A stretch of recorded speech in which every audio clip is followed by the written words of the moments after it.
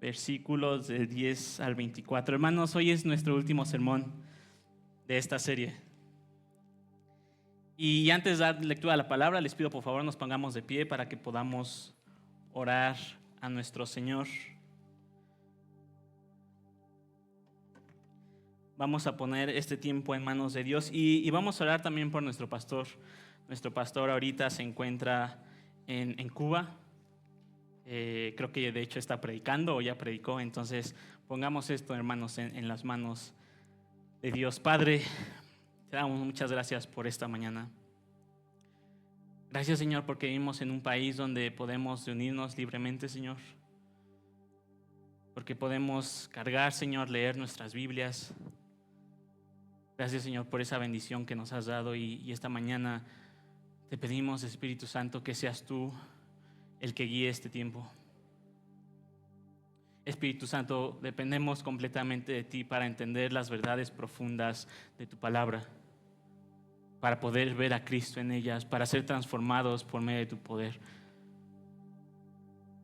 Ayúdanos, Espíritu Santo, y confiamos porque fuiste enviado para ayudarnos. Fuiste enviado para revelar a Cristo. Fuiste enviado para estar con nosotros y en eso confiamos y en eso creemos y te pedimos, Espíritu Santo, tu ayuda y te pedimos por nuestro pastor.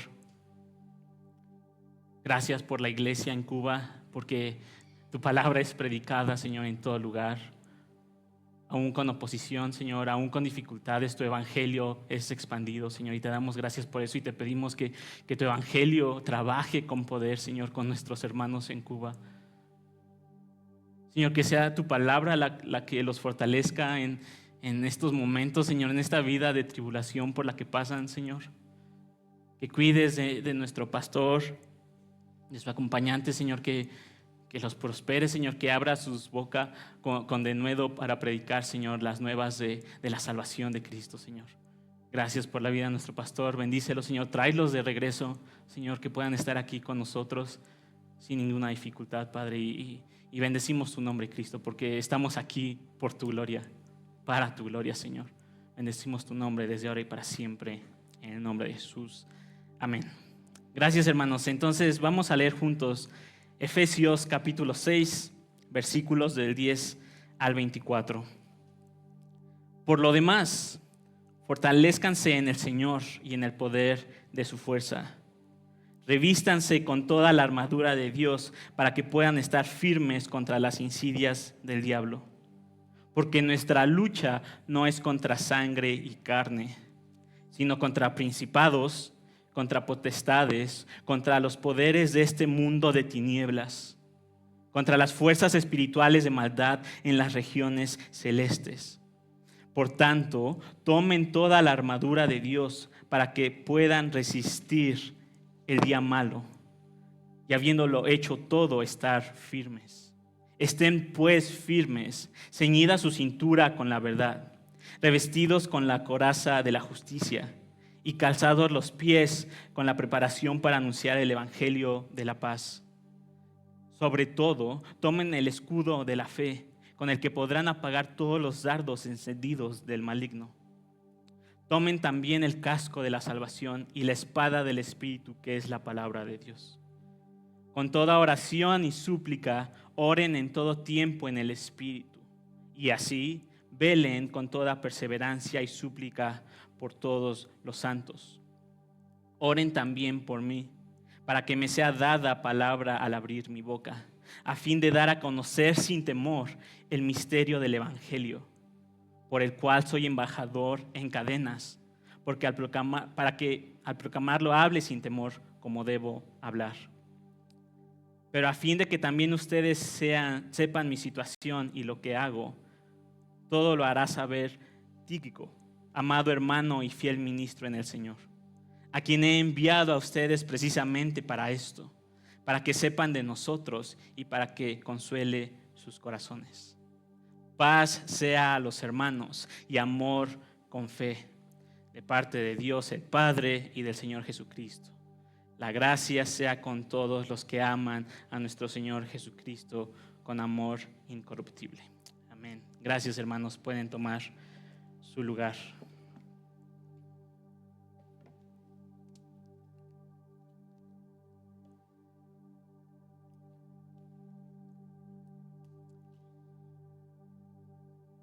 Hay, hay una clase de videos que me aparecen con regularidad en mis redes sociales.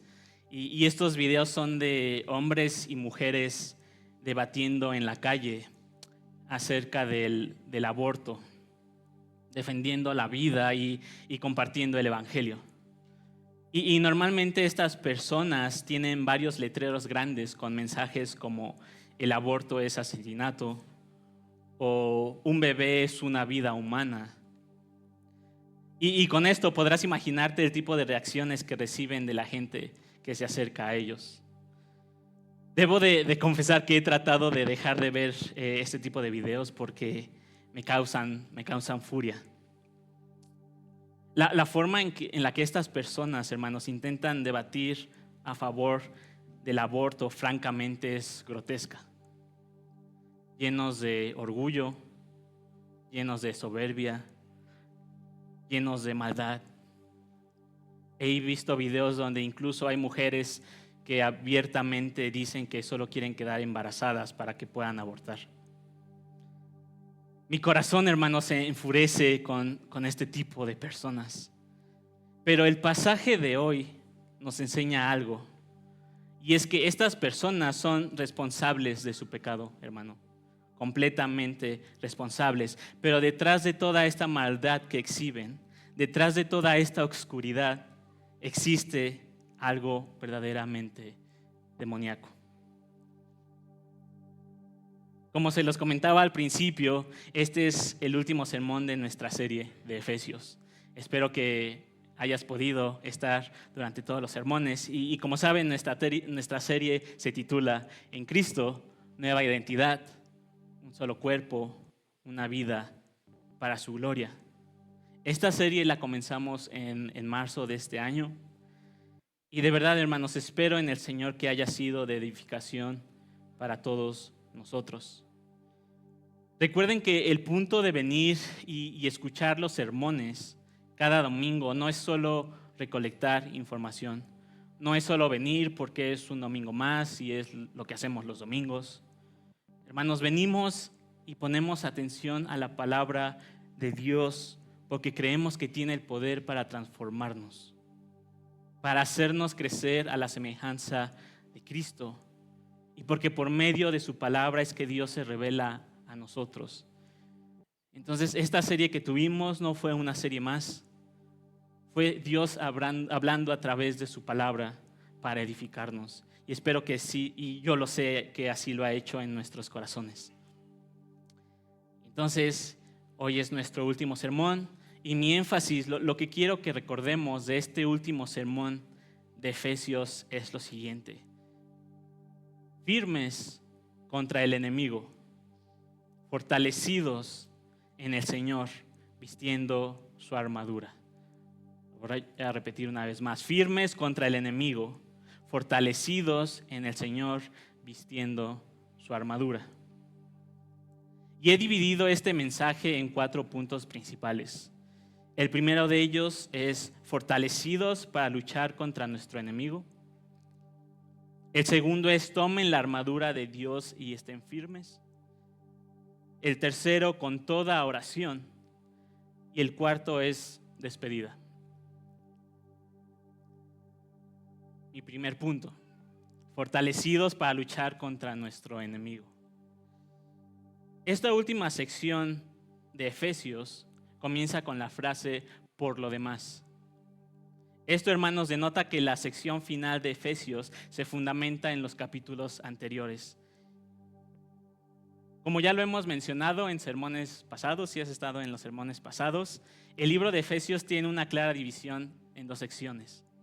En términos generales, la primera sección es una enseñanza o explicación doctrinal del Evangelio de Cristo. Y la segunda es una exhortación a aplicar todo esto que hemos aprendido en la primera sección en nuestra vida diaria.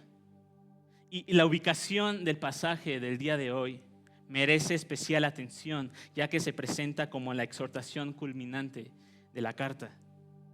La relación de este pasaje estructuralmente con toda la epístola de Efesios es de un clímax especial. Entonces, Pablo comienza por lo demás y nos da una exhortación, le da una exhortación a los creyentes en Éfeso. Y les dice: fortalézcanse en el Señor y en el poder de su fuerza. Hermanos, esta es una verdad esencial para cada creyente.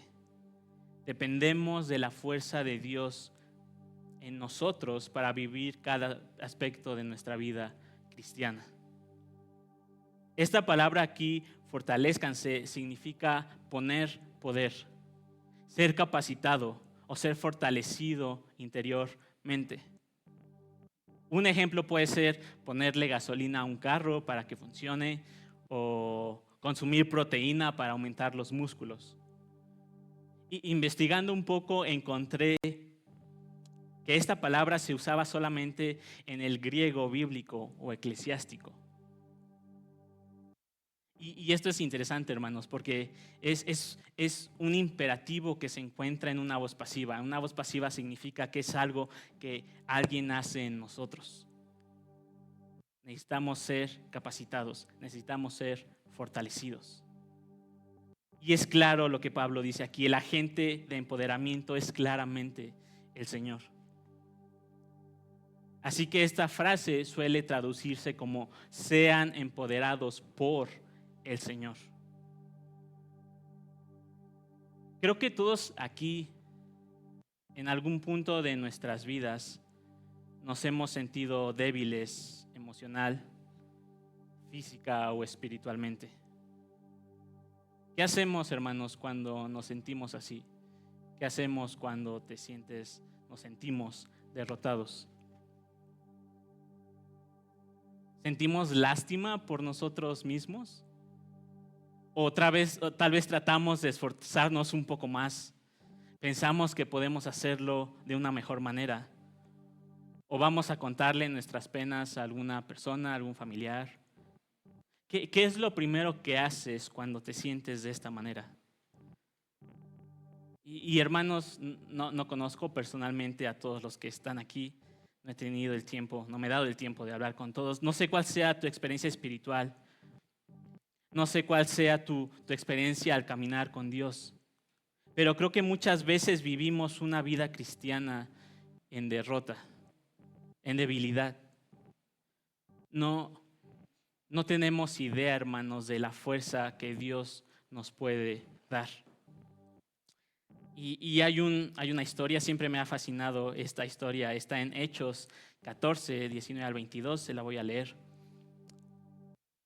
Pero vinieron algunos judíos de Antioquía y de Iconio, y habiendo persuadido a la multitud, apedrearon a Pablo y lo arrastraron fuera de la ciudad, pensando que estaba muerto. Pero mientras los discípulos lo rodeaban, él se levantó y entró en la ciudad. Al día siguiente, Pablo partió con Bernabé a Derbe. Después de anunciar el evangelio a aquella ciudad y de hacer muchos discípulos, volvieron a Listra, a Iconio y a Antioquía, fortaleciendo los ánimos de los discípulos, exhortándolos a que perseveraran en la fe y diciendo: es necesario que a través de muchas tribulaciones entremos en el reino de Dios. Hermanos, es increíble lo fortalecido que estaba Pablo. ¿Has pensado que se ha de sentir que te apedreen? ¿Qué harías tú si te apedrearan de tal modo que te dan por muerto? Pablo dice la palabra que se levantó y que al siguiente día partió para seguir predicando el evangelio. Y no solo eso, sino que fue capaz de fortalecer los ánimos de los discípulos. Lo leemos en el versículo 22. Iglesia, Dios no nos motiva a seguir adelante, no nos echa porras, no nos anima y nos dice: inténtalo. No. El Dios todopoderoso, omnipotente, que sostiene todas las cosas con el poder de su palabra, nos da de su fuerza para ser fortalecidos. Nos da de su poder para ser fortalecidos. Y hay algo que tenemos que entender, y esto es que dependemos, hermanos, completamente de Dios. Completamente. No sé si esta mañana estás pensando que dependes de tus fuerzas, que dependes de tu ánimo, que dependes de tu motivación.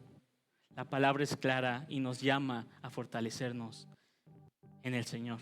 Entonces, hermanos, reconozcamos nuestra incapacidad, reconozcamos nuestra inutilidad, nuestra debilidad, no para sentir lástima, hermanos. Creo que es muy fácil sentir lástima por nosotros mismos. Es muy fácil estar derrotados y quedarnos ahí tirados. Pero Dios nos llama a cumplir con esta exhortación que Pablo hace. Fortalezcámonos en el poder de la fuerza de Dios.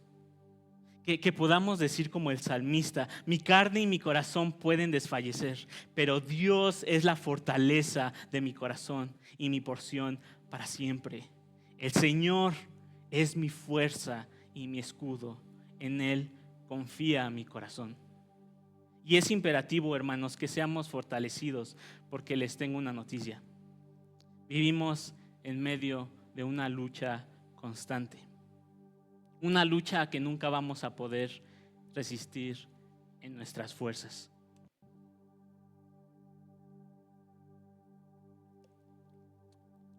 Pablo nos habla de esta lucha en el versículo 12. Y la palabra lucha en este versículo viene del griego pale. Y de esta palabra pale se deriva el nombre de palastra. Palastra era un enorme palacio de deportes de combate situado en el centro de la mayoría de las grandes ciudades de la antigüedad. En este centro existían combates cuerpo a cuerpo, de atletas de boxeo o de lucha libre. La lucha libre era un deporte mortal en el primer siglo. De hecho, la mayoría de los luchadores preferían luchar hasta la muerte antes de abandonar el ring humillados y derrotados. Peleaban de forma desnuda. El estrangulamiento era una práctica aceptable y común para vencer al oponente.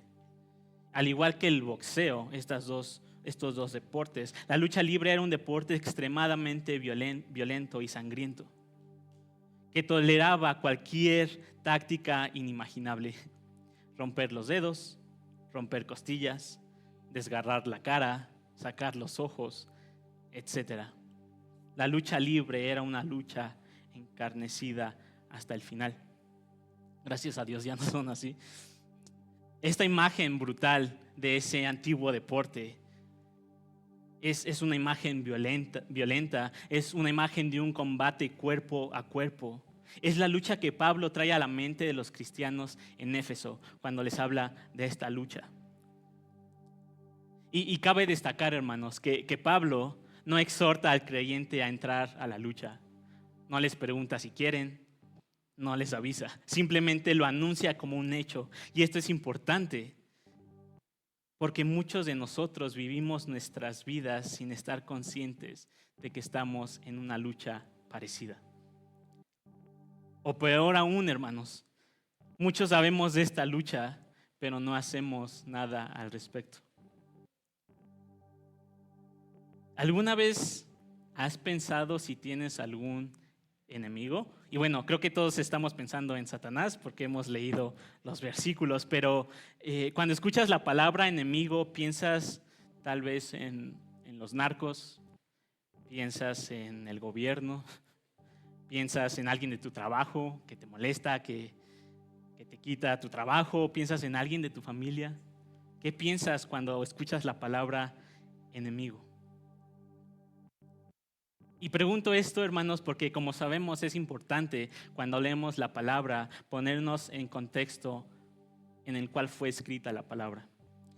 Y en el contexto de Efesios y a lo largo de las cartas de Pablo, este es el contexto. Para muchos de los primeros cristianos, especialmente aquellos que vieron a Pablo en prisión, los romanos eran la respuesta obvia a la pregunta: ¿quién es el enemigo de Dios?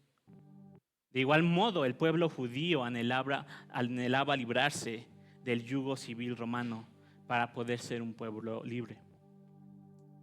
Sin embargo, hermanos, Pablo, inspirado por el Espíritu Santo, nos brinda una comprensión sobre el verdadero enemigo y el alcance de la oposición que tenemos en el mundo.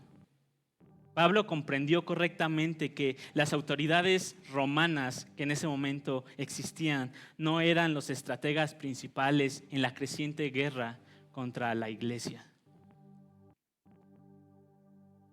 Existen dos realidades fundamentales, hermanos, basadas en la palabra de Dios, que como cristianos debemos de creer.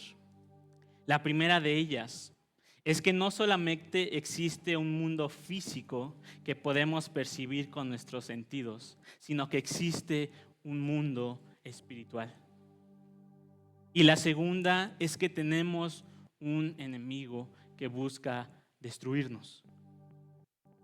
En el versículo 12, Pablo nos enseña que la lucha que tenemos no es contra sangre y carne, no es contra personas, no es contra algo físico, sino contra algo espiritual.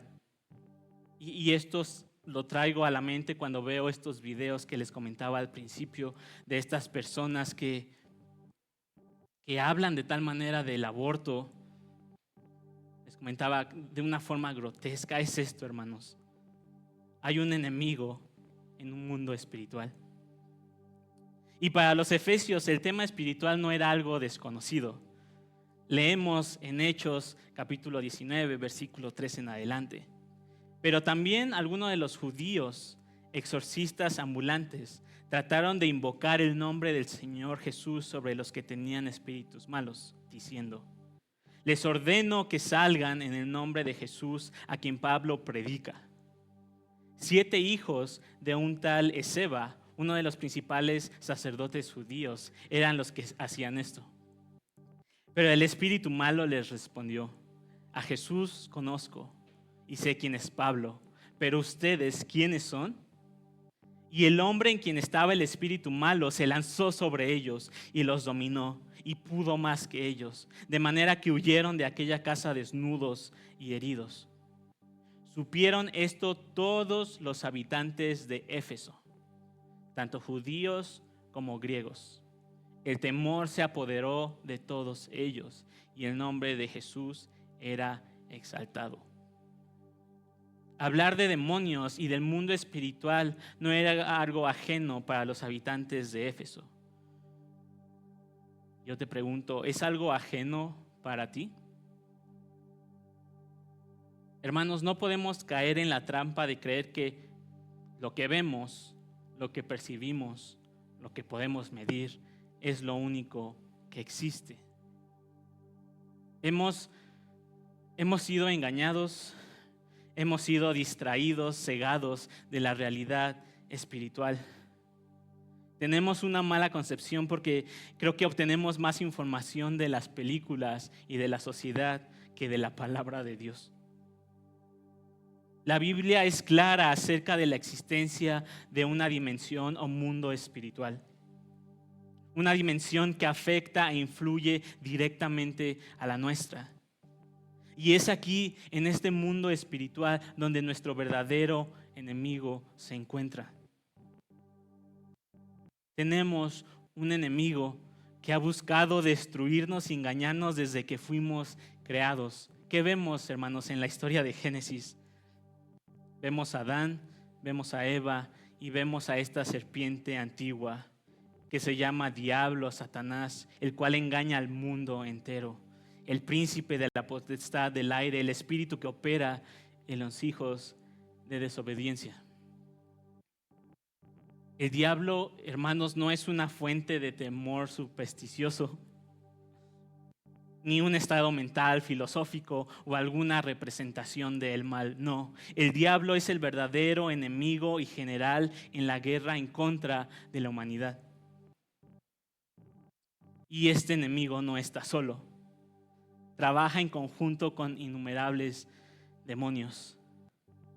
Y hermanos, es importante que recordemos esto. Nuestro enemigo odia a Dios. Odia a todo lo que Dios ha creado y aún más odia su evangelio. No hay nada bueno en estos seres. Son seres de tinieblas que solamente piensan en la maldad. No son el típico villano de película que al final se vuelve bueno y tiene este arco de redención. No, los demonios son puramente malvados. Solo buscan la destrucción. Son seres de tinieblas que solo piensan en la maldad. Y les digo esto y quiero confirmarlo y quiero asentarlo porque vi un video y en este video normalmente lo que hacen es llevan a personas y les hacen preguntas y dependiendo de la pregunta las personas se sientan en la izquierda o en la derecha dependiendo si están de acuerdo o no. Y la pregunta que les hacían eran, ¿crees que Satanás es malvado? Y solo una persona se sentó en el lugar de que estaba de acuerdo que Satanás es malvado. Y las otras personas argumentaban que Satanás era bueno porque le dio de comer del árbol del bien y del mal a la humanidad. Y esa era una acción buena. Y que nunca escuchamos la versión de Satanás en la palabra y que solo escuchamos la versión de Dios. ¡Qué blasfemia, hermanos! Estos seres, Satanás, el enemigo, los demonios, son huestes demoníacas de maldad. Son puramente malvados, pervertidos completamente. Y pon atención a lo que estos seres hacen. Estos seres incitan al pecado y a la rebelión. Estos seres engañan, acusan, calumnian, roban, matan, destruyen, afligen. Pablo en el versículo 11 nos dice que el diablo usa insidias contra nosotros. Otros versículos usan esta palabra como acechanzas.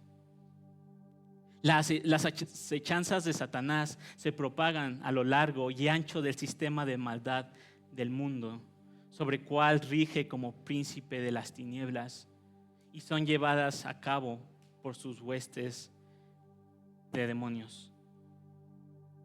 Y Thomas Brooks, un teólogo, escribe puntualmente acerca de estas maquinaciones y hermanos, les pido que pongamos mucha atención a esto.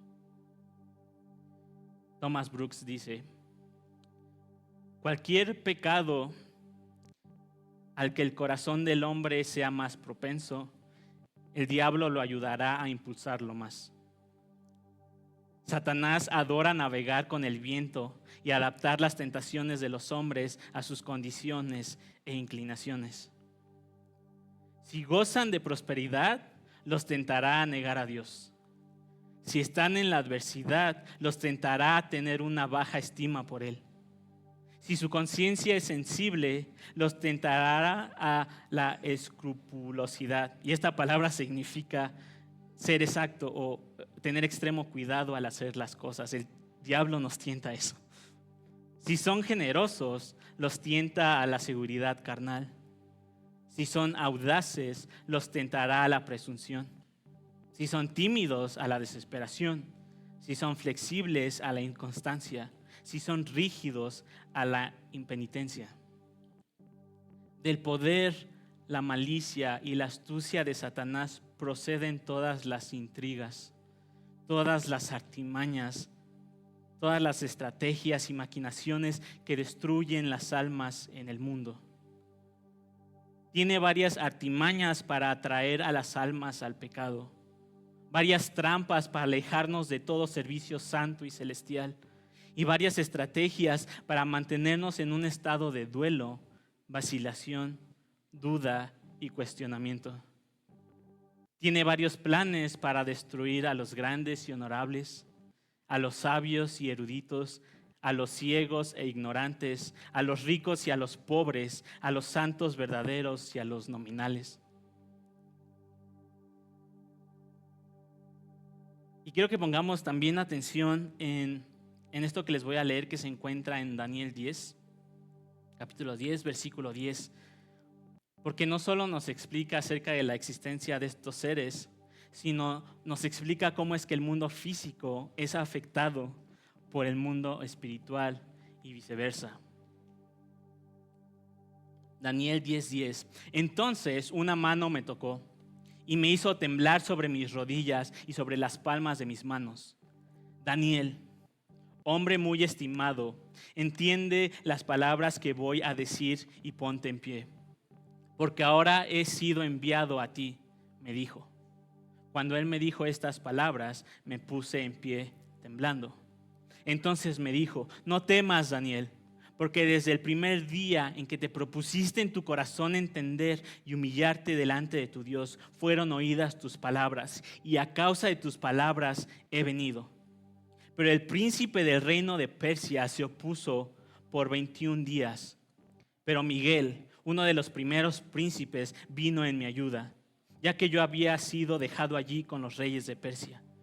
Y he venido para darte a conocer lo que sucederá a tu pueblo al final de los días, porque la visión es para días aún ajenos.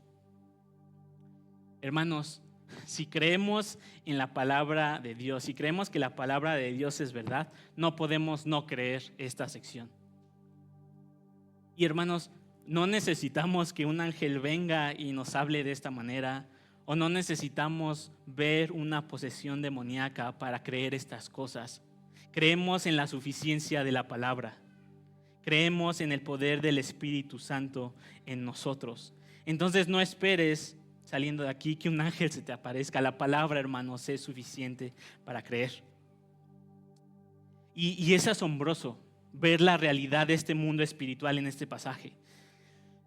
Es asombroso y da miedo en cierto sentido, porque, hermanos, somos observados. Somos conocidos por estas entidades espirituales. Cuando estás pecando en tu casa, cuando estás solo, cuando crees que nadie te ve, cuando estás haciendo algo que no le agrada a Dios, no estás solo. Primero, obviamente, estamos delante de la presencia del Señor, pero existen estos seres demoníacos que nos observan, que nos conocen en este mundo espiritual. Y creo que hasta cierto punto estos seres pueden estimarnos como los ángeles u odiarnos. Los demonios pueden hacerlo. Y es de suma importancia reconocer que la profundidad de nuestras intenciones, de nuestras oraciones y acciones va muchísimo más allá de lo que entendemos o creemos. Hermanos, la oración de Daniel afectó el mundo espiritual. Tu oración afecta al mundo espiritual. Mi oración afecta al mundo espiritual. Mi obediencia al Padre afecta al mundo espiritual. Tu desobediencia al Padre afecta al mundo espiritual. No solo al mundo físico. No creas que tu pecado solo tiene consecuencias en este mundo físico. Y si esta mañana hay alguien que nos acompañe, que no sea cristiano, que no crea en todo lo que hemos hablado hasta este punto, quiero decirte que estás en peligro. Y esto también, hermanos, es importante para nosotros que somos creyentes, no solo para aquellos que no lo son. Hermanos, no existe la neutralidad.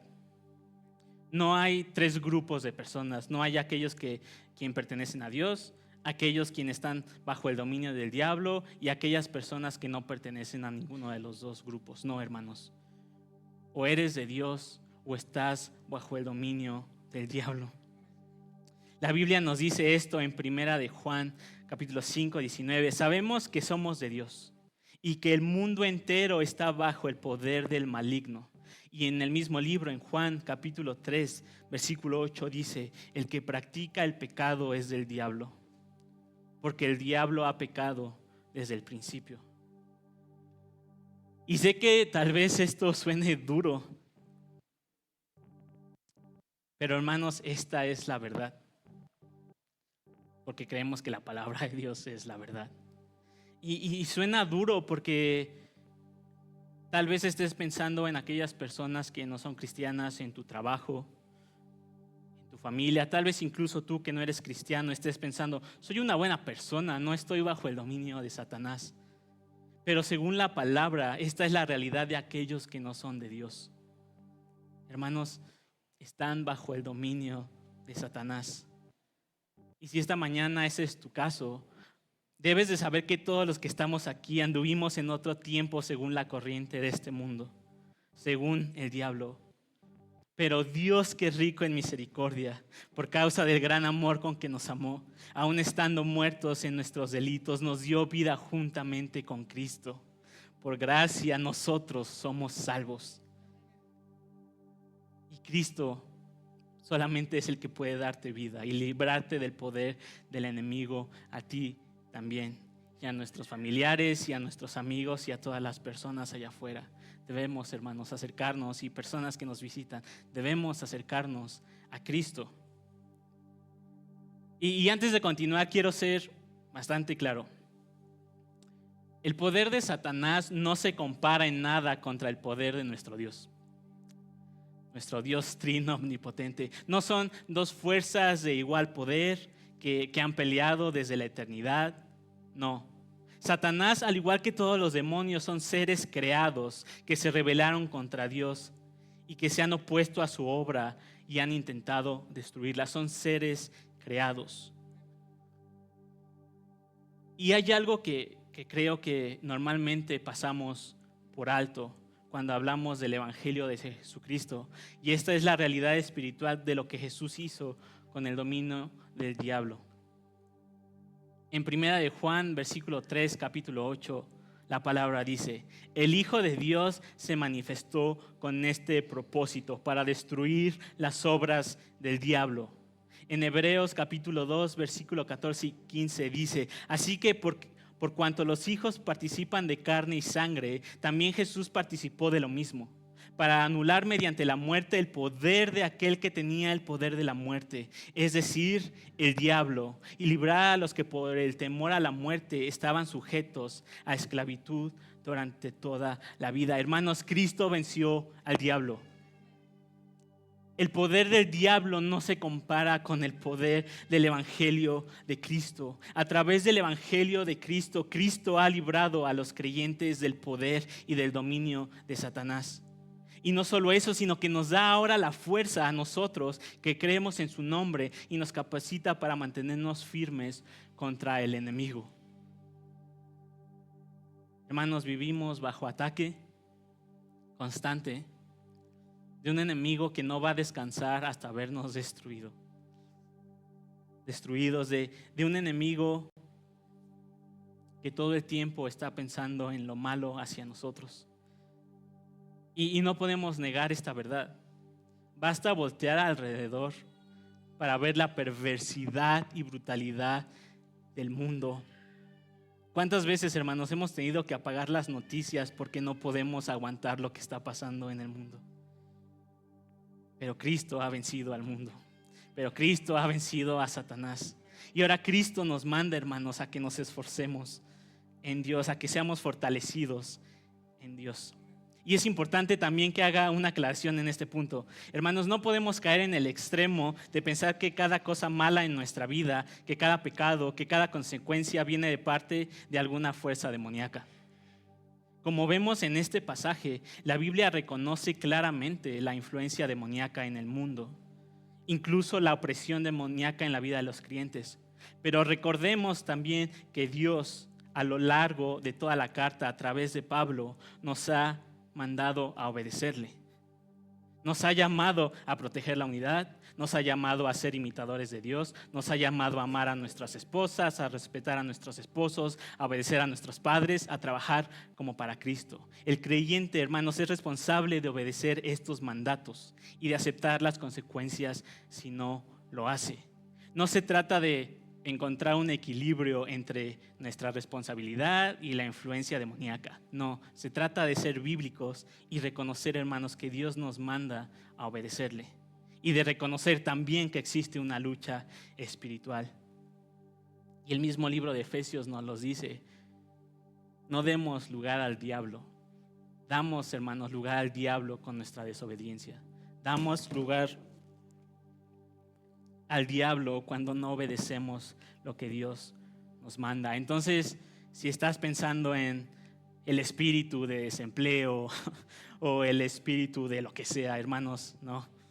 Tenemos una responsabilidad, tenemos que ser semejantes a Cristo. Y entonces la realidad de esta lucha y de las fuerzas demoníacas no pretende generar en nosotros una paranoia ni un temor, sino una sobriedad en nuestra fe.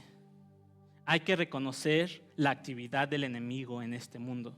No podemos, hermanos, leía esto y primero era esta exhortación para mí, hermanos, no podemos ser apáticos o estar paralizados ante tal realidad. El mundo está bajo el maligno.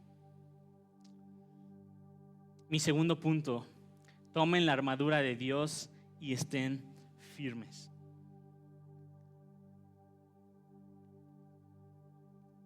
La primera exhortación de Pablo fue, como ya lo leímos, que seamos fortalecidos en el Señor. Hemos hablado de nuestro enemigo y la verdadera lucha que tenemos los creyentes. Ahora Pablo nos va a dar dos instrucciones más. Estas exhortaciones se repiten a lo largo de los versículos anteriores, de 11 a 17. Las repite en distintas ocasiones. Y estas exhortaciones son, la primera de ellas, revístanse de toda la armadura de Dios. Pablo usa una imagen en este pasaje, la imagen de un soldado. Esto ilustra a la perfección la manera en que el creyente debe enfrentarse al enemigo, como un soldado que forma parte de un ejército. Los elementos de la armadura de Dios, junto con esta visión de ser un soldado, un luchador que describe Pablo, revelan claramente lo peligroso, hermanos, que es la batalla que enfrentamos. Esta armadura es de Dios, tanto en el sentido que proviene de Él, como en el sentido de que es su armadura misma. Isaías registra que el Mesías también la lleva puesta. Lo leemos en Isaías 59, capítulo 17. Se puso la justicia como coraza y el casco de salvación en su cabeza. Y como vestidura se puso ropas de venganza y se envolvió de celo como de un manto. La verdadera fortaleza del creyente, hermanos, no reside en las armas físicas ni en las habilidades carnales. Y quiero hacer un pequeño paréntesis aquí. Esto no quiere decir que no nos va a importar nuestra condición física, hermanos. No porque nuestras armas no sean físicas, ni porque importe más nuestras habilidades carnales, quiere decir que vamos a ser holgazanes y no vamos a cuidar nuestro cuerpo físico, hermanos. Debemos de ser lo suficientemente fuertes y capaces para defender, para proteger y para poder ayudar con nuestro cuerpo. Que esto no sea una excusa para ser holgazanes o personas que no cuidan de su cuerpo. Entonces, la verdadera fortaleza del creyente reside en las armas físicas, no en las armas físicas, sino en las armas de Dios. Pablo toca el punto de nuestra lucha y las armas espirituales también en 2 de Corintios, capítulo 10, versículos de 3 al 5. Y dice, pues aunque andamos en la carne, no luchamos según la carne, porque las armas de nuestra contienda no son carnales, sino poderosas, ¿en quién? En Dios, para la destrucción de fortalezas, destruyendo especulaciones y todo razonamiento altivo que se levanta contra el conocimiento de Dios, y poniendo todo pensamiento en cautiverio a la obediencia a Cristo.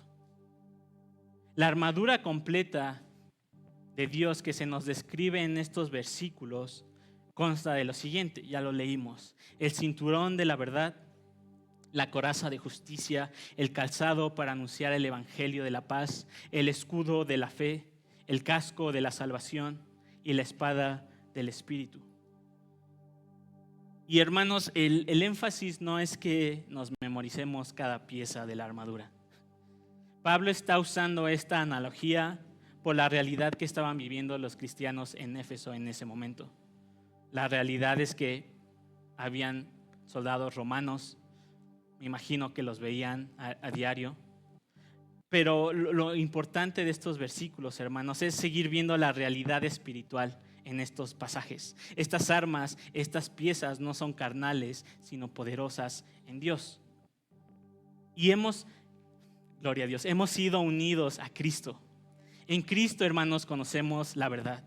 En Cristo hemos sido justificados, somos cubiertos por su justicia. Cristo nos ha llamado a salir y a predicar su evangelio. Por Cristo tenemos fe que es un don de Dios, esa preciosa fe que nos protege de las mentiras del enemigo.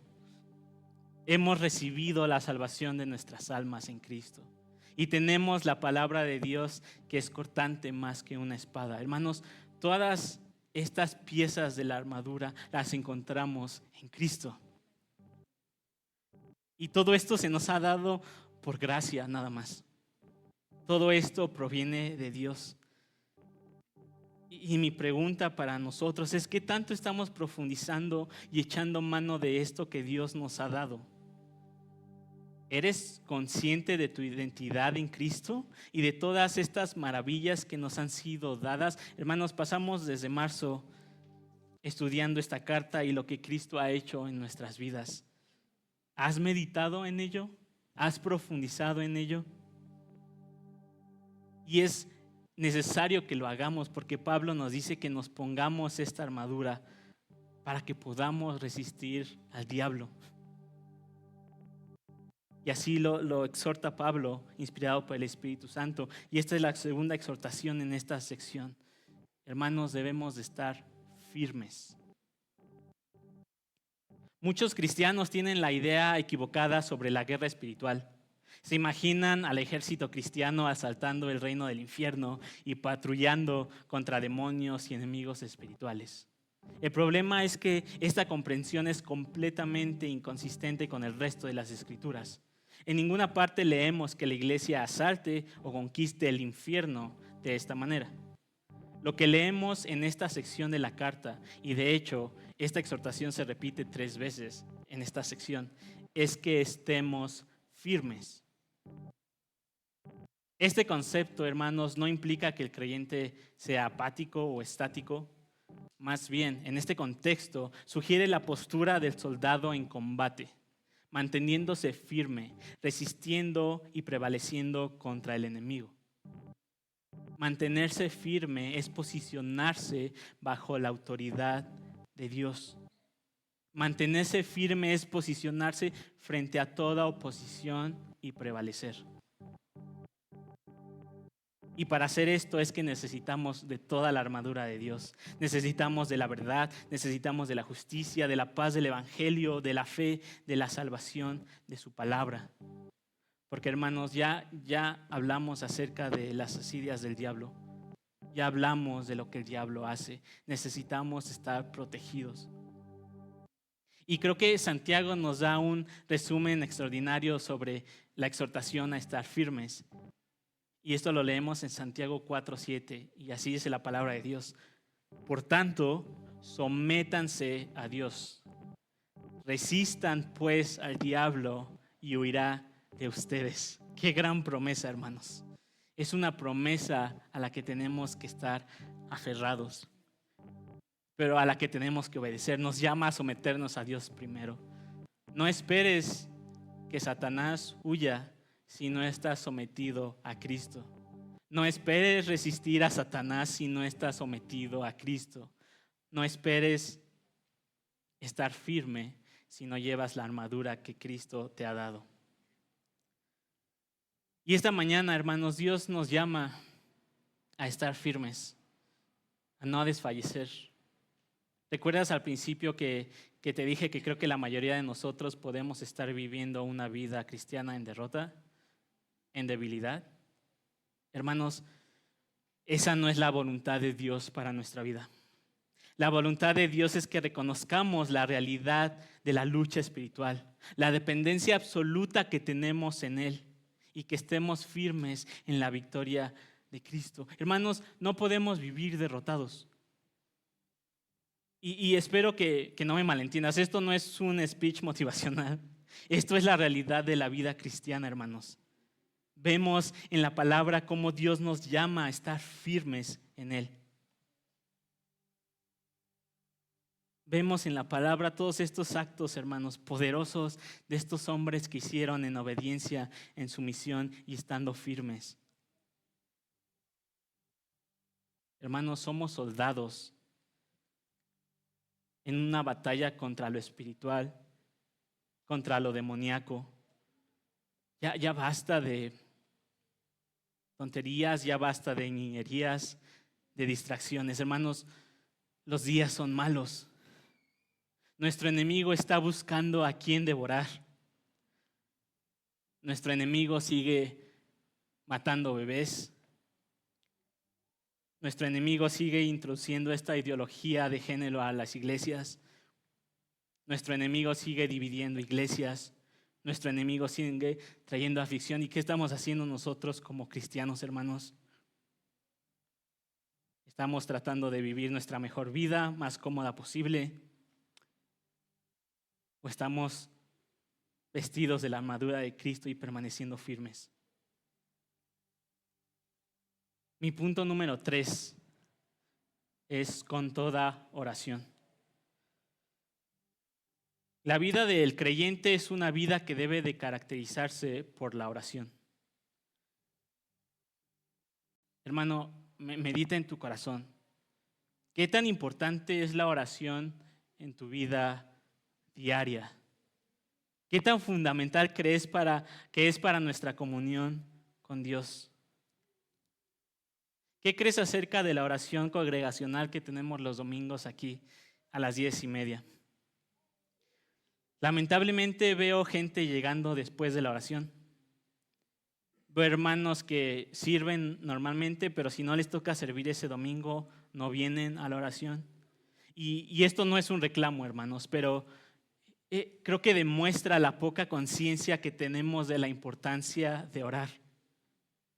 Pablo nos dice que oremos en todo tiempo. Esta frase no significa que no vamos a hacer otra cosa más que orar. No. Esta frase denota el orar en el momento adecuado, en el momento oportuno, mientras tenemos la oportunidad.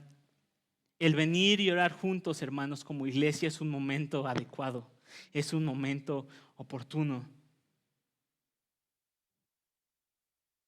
En estos versículos, Pablo enfatiza la oración de 3 maneras: que oren en el Espíritu, que oren con toda clase de oración y súplicas y que persistan en la oración por todos los santos.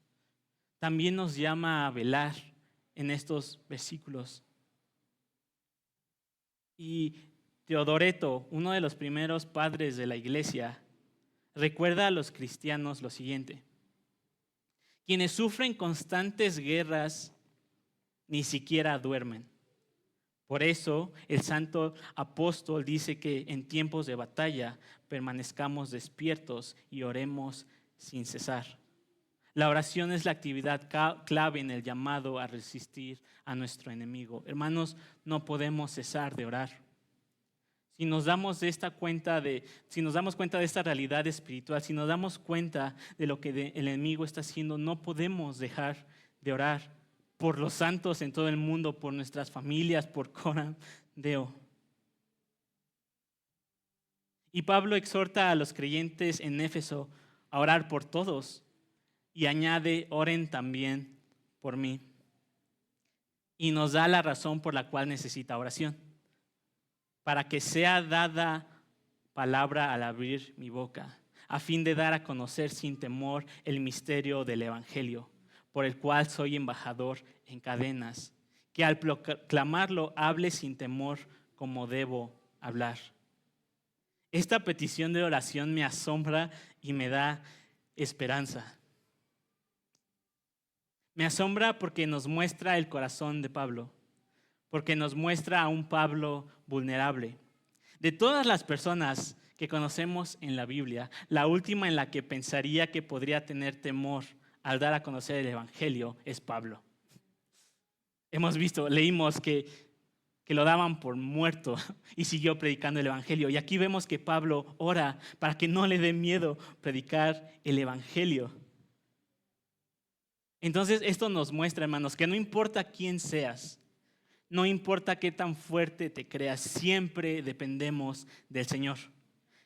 Necesitamos la humildad que tenía Pablo para poder reconocer que necesitamos oración y de la intercesión de nuestros hermanos para llevar a cabo la obra de Cristo.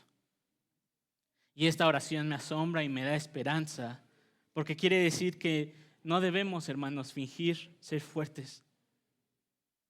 No debemos fingir que somos algo que no somos o que algo nos da miedo, sino que podemos venir con toda confianza delante de nuestro Dios, delante de nuestros hermanos, acercarnos con súplicas y pedir por fortaleza para estos momentos.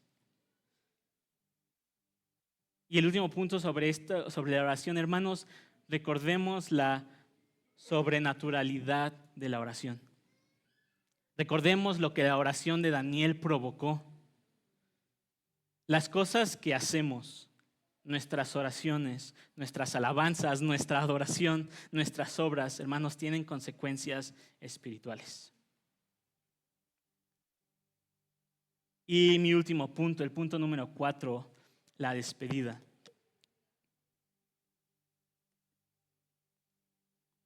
Llegamos así, hermanos, al final del sermón y al final de la carta a los Efesios. Y en esta última sección se nos presenta a un hombre llamado Tíquico.